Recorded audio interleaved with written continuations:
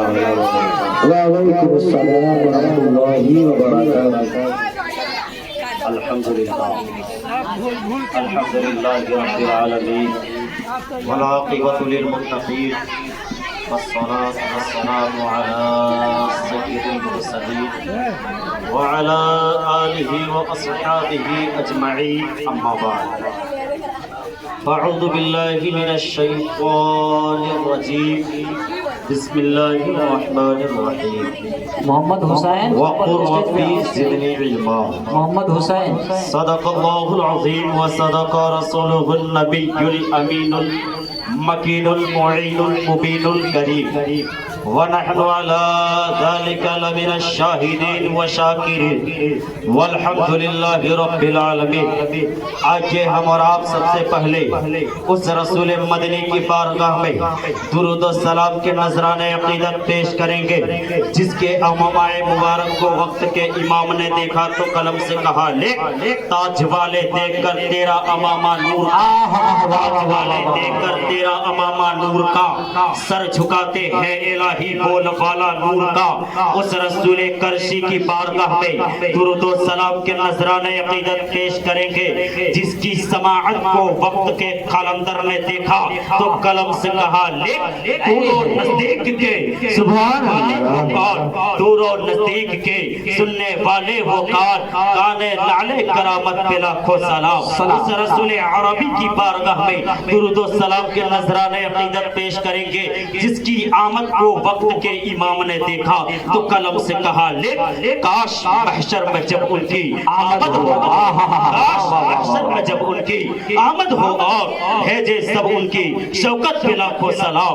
اس رسول عربی کی بارگاہ میں درود و سلام کے نذرانہ عقیدت پیش کریں گے، جس کی بصارت کو وقت کے مجدد نے دیکھا تو قلم سے کہا لکھ، جس طرف اٹھ گئی دم میں دم میں دم، اٹھ گئی دم میں دم آ گیا اس نگاہ عنایت بلا کو سلام۔ اس رسول مدنی کی بارگاہ میں درود و سلام کے نذرانہ عقیدت پیش کریں گے، جس کے دست مبارک کو وقت کے مجدد نے دیکھا تو قلم سے کہا لکھ، ہاتھ جسم تو اٹھا گنی کر دیا، ہاتھ جسم تو اٹھا گنی کر دیا، موجے بحر سخاوت پہ لاکھوں سلام۔ اس رسول عربی کی بارگاہ میں درود و سلام کے نذرانہ عقیدت پیش کریں گے، جس کے منہ مبارک کو وقت کے امام نے دیکھا تو قلم سے کہا لکھ، تیل کی بوندیں ٹپکتی نہیں ٹپکتی نہیں بالوں سے رضا، صبح عارض پہ لٹاتے ہیں ستارے غیثو۔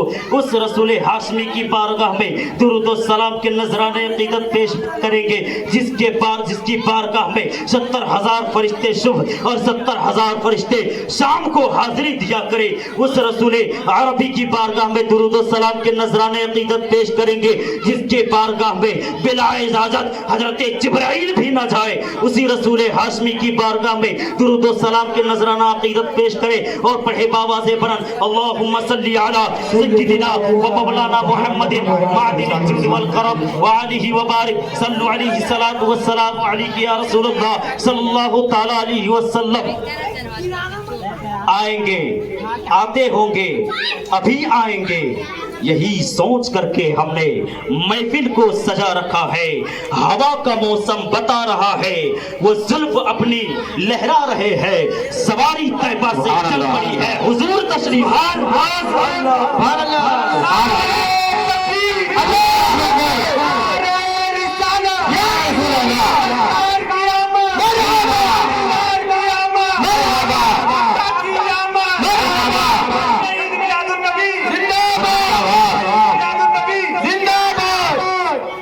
تھوڑا سا والیوم بڑھا دیجیے، تھوڑا سا۔ محترم حضرات، آج میں آپ لوگوں کے سامنے علم اور علماء کے تعلق سے کچھ گفتگو کرنا چاہتا ہوں۔ اللہ تبارک و تعالی نے علم کی بے پناہ فضیلت و عظمت بیان فرمایا ہے۔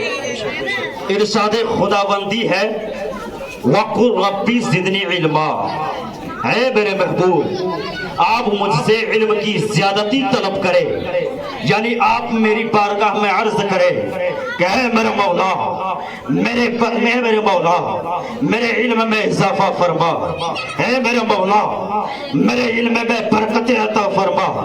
فرمانے خدا سے معلوم ہوا کہ بارگاہ رب ذوالجلال میں علم کا کتنا اونچا مقام ہے کہ خود پروردگار عالم اپنے حبیب صلی اللہ تعالیٰ علیہ وسلم کو علم زیادتی طلب کرنے کا حکم فرما رہا ہے۔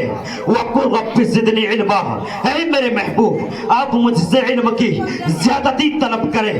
یعنی علامہ ابن حجر عسقلانی رحمت اللہ تعالیٰ علیہ فتح الباری شرح بخاری جلد اول صفحہ نمبر 130 پر فرماتے ہیں کہ اس آیت کریمہ سے علم کی فضیلت و عظمت واضح طور پر ثابت ہو جاتی ہے، اس لیے کہ اللہ تبارک و تعالیٰ نے اپنے حبیب صلی اللہ تعالیٰ علیہ وسلم کو علم کے علاوہ کسی دوسری چیز طلب کرنے کا حکم نہیں فرمایا۔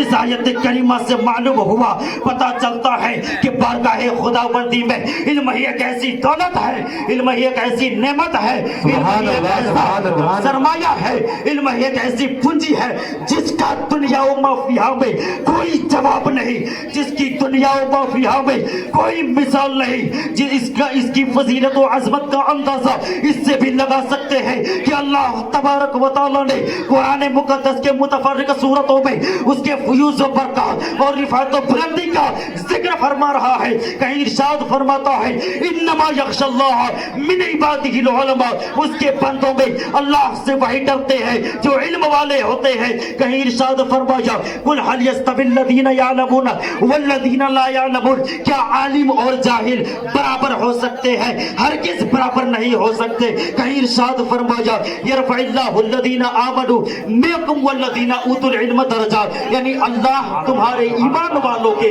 اور جن کو علم دیا گیا درجے بلند فرمائے گا۔ ان کو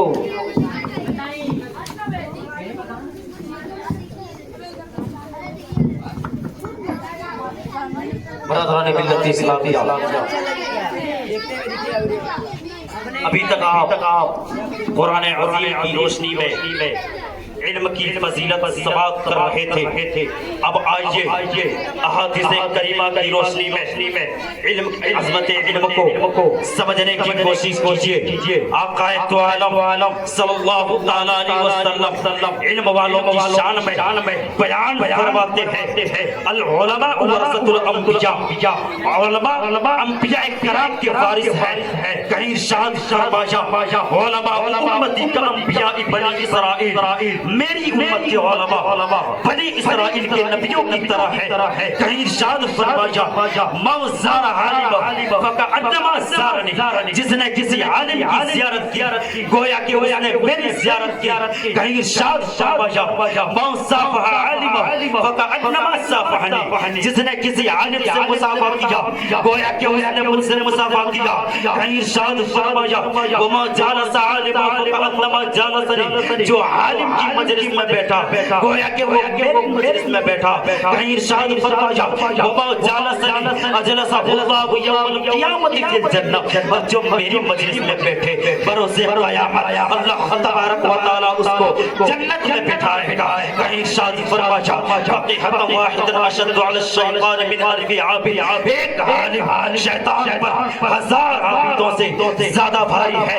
کہیں ارشاد فرمایا تدارس العلم ساعۃ من اللیل خیر من احیائها، رات میں ایک گھڑی علم دین حاصل کرنا رات بھر کی عبادت سے بہتر ہے۔ کہیں ارشاد فرمایا العلم حیات الاسلام وامامۃ الدین، علم اسلام کی زندگی ہے اور دین کا خمبہ ہے۔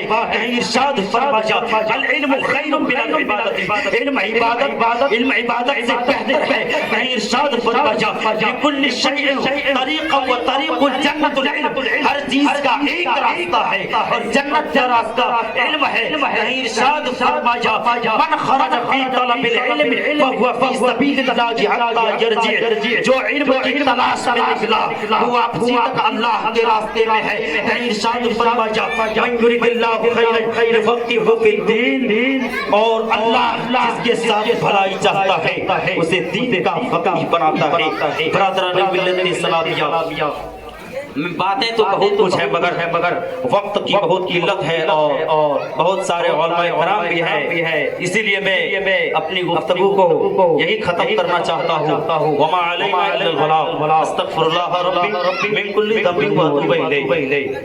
اب بلا تاخیر